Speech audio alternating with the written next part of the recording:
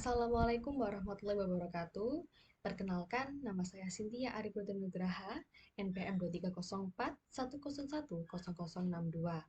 Pada kesempatan kali ini, saya akan menjawab pertanyaan mengenai evaluasi tengah semester mata kuliah Manajemen Konflik kelas A.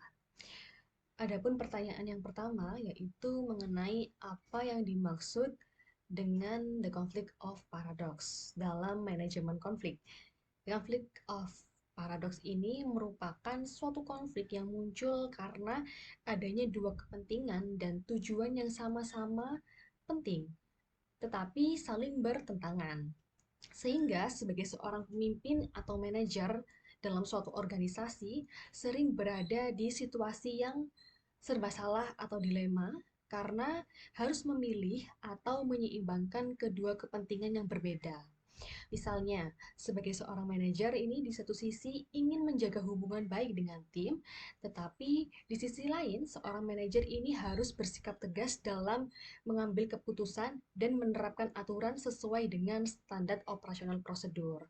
Sehingga konflik ini tuh disebut dengan konflik paradoks karena kedua konflik ini tuh sama-sama penting, tapi tidak bisa diabaikan salah satunya seperti itu. Selanjutnya pertanyaan kedua yaitu jelaskan kurva konflik versus kinerja dalam perspektif manajemen konflik. Kurva konflik versus kinerja ini menunjukkan bahwa konflik tidak selalu berdampak buruk terhadap suatu kinerja. Saat tingkat konflik ini rendah, biasanya kinerja juga ikut rendah karena cenderung stagnan dan kurang adanya ide baru dalam suatu forum diskusi.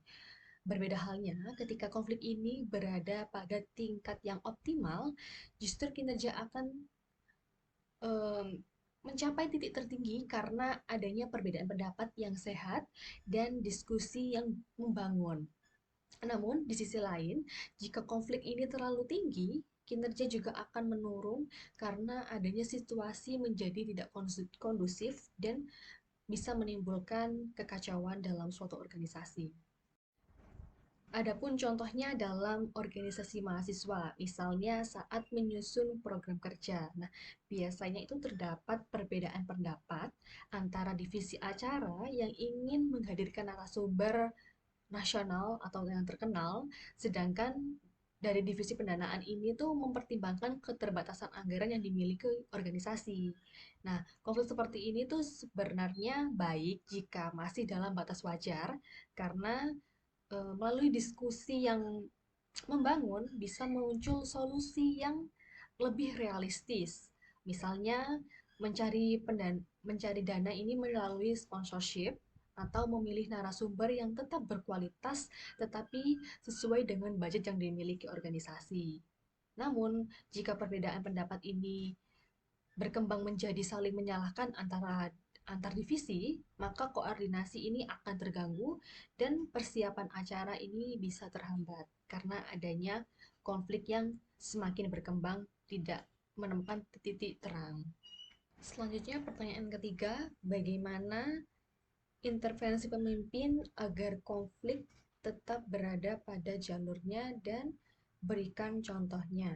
Baik, seorang pemimpin ini dapat melakukan intervensi agar konflik dalam suatu organisasi tetap berada pada jalurnya dengan cara mengidentifikasi tanda-tanda awal konflik. Kemudian merespon secara cepat dan netral saat terjadinya konflik, serta menerapkan strategi seperti mediasi, kolaborasi, dan kompromi untuk mengubah konflik ini menjadi peluang perbaikan. Adapun contohnya yaitu dalam sebuah instansi yang mengalami konflik antar generasi akibat perbedaan gaya kerja. Nah, sebagai seorang pemimpin ini harus menginisiasi dialog terbuka dan memberikan pemahaman sehingga konflik dapat berubah menjadi sinergi yang meningkatkan produktivitas kinerja. Cara tersebut ini memastikan konflik tidak destruktif, melainkan juga mendukung tujuan instansi secara keseluruhan.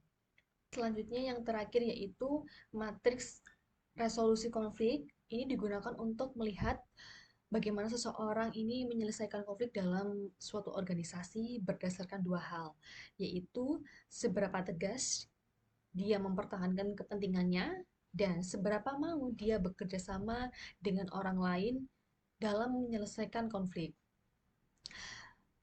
Eh, Terdapat 5 bentuk dalam matriks resolusi konflik, antara lain yaitu bersaing, menghindar, kerjasama, kolaborasi, dan kompromi.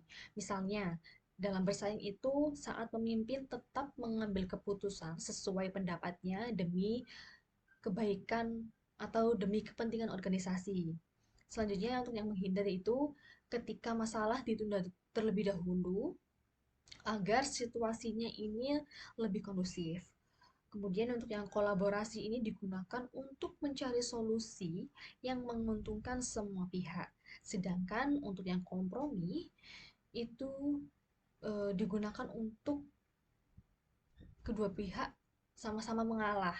Misalnya, ada perbedaan waktu saat melakukan rapat, lalu dipilih jam tengah yang sama-sama bisa diikuti oleh kedua pihak. Jadi intinya matriks ini itu dapat membantu organisasi untuk memilih cara penyelesaian konflik yang paling tepat sesuai dengan situasi yang ada.